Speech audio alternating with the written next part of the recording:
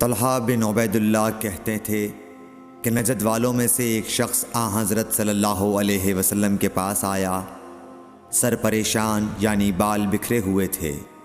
ہم اس کی آواز کی بن بناہٹ سنتے تھے اور ہم سمجھ نہیں پا رہے تھے کہ وہ کیا کہہ رہا ہے، یہاں تک کہ وہ نزدیک آن پہنچا جب معلوم ہوا کہ وہ اسلام کے بارے میں پوچھ رہا ہے۔ حضرت صلی اللہ علیہ وسلم نے فرمایا کہ اسلام دن رات میں 5 نمازیں پڑھنا ہے۔ اس نے کہا بس اس کے سوا تو اور کوئی نماز مجھ پر نہیں۔ آپ نے فرمایا نہیں مگر تو نفل پڑھے تو اور بات ہے۔ حضرت صلی اللہ علیہ وسلم نے فرمایا اور رمضان کے روزے رکھنا۔ اس نے کہا اور تو کوئی روزہ مجھ پر نہیں ہے۔ آپ نے فرمایا نہیں مگر تو نفل روزے رکھے تو اور بات ہے۔ طلحہ نے کہا اور حضرت صلی اللہ علیہ وسلم نے اس زکوٰۃ کا بیان کیا۔ وہ کہنے لگا کہ بس اور کوئی صدقہ مجھ پر نہیں ہے۔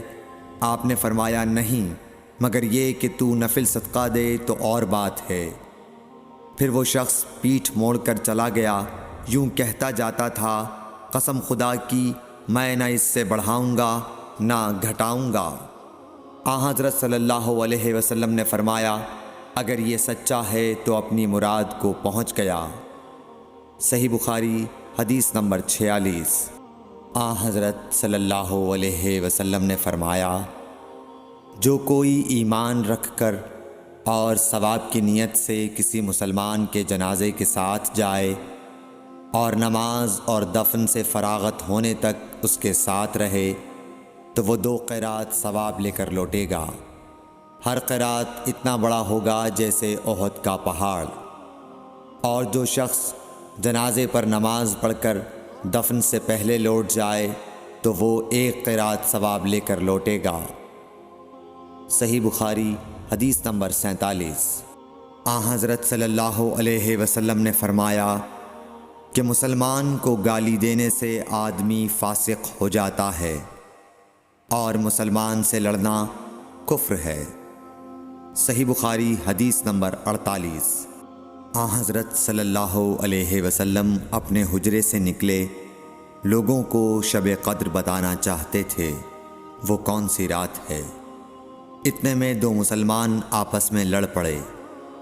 آپ صلی اللہ علیہ وسلم نے فرمایا میں تو اس لیے باہر نکلا تھا کہ تم کو شب قدر بتلاؤں، اور فلاں فلاں آدمی لڑ پڑے تو وہ میرے دل سے اٹھا لی گئی، اور شاید اسی میں کچھ تمہاری بہتری ہو، تو اب ایسا کرو کہ شب قدر کو رمضان کی 27ویں، 29ویں اور 25ویں رات میں ڈھونڈا کرو۔ صحیح بخاری حدیث نمبر 49۔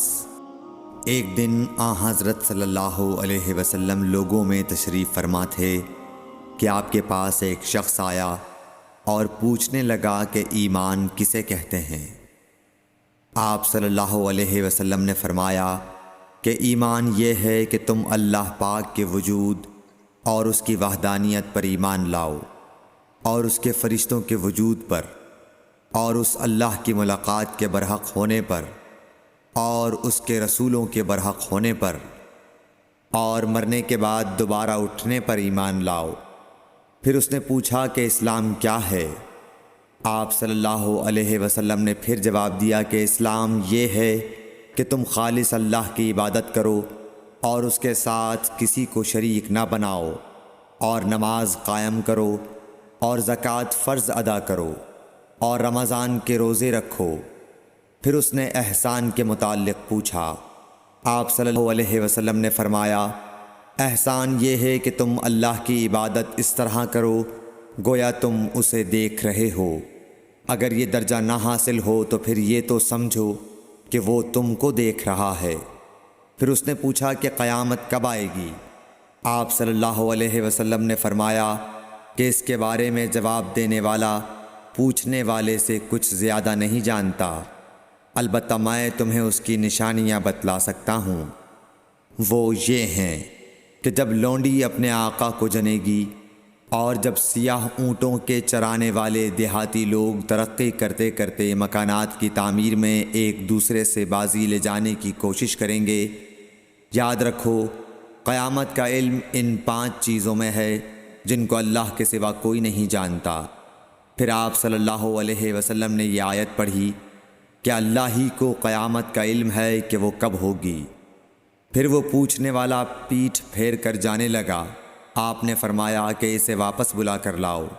لوگ دوڑ پڑے مگر وہ کہیں نظر نہیں آیا۔ آپ صلی اللہ علیہ وسلم نے فرمایا کہ یہ جبرائیل علیہ السلام تھے جو لوگوں کو ان کا دین سکھانے آئے تھے۔ صحیح بخاری حدیث نمبر 50۔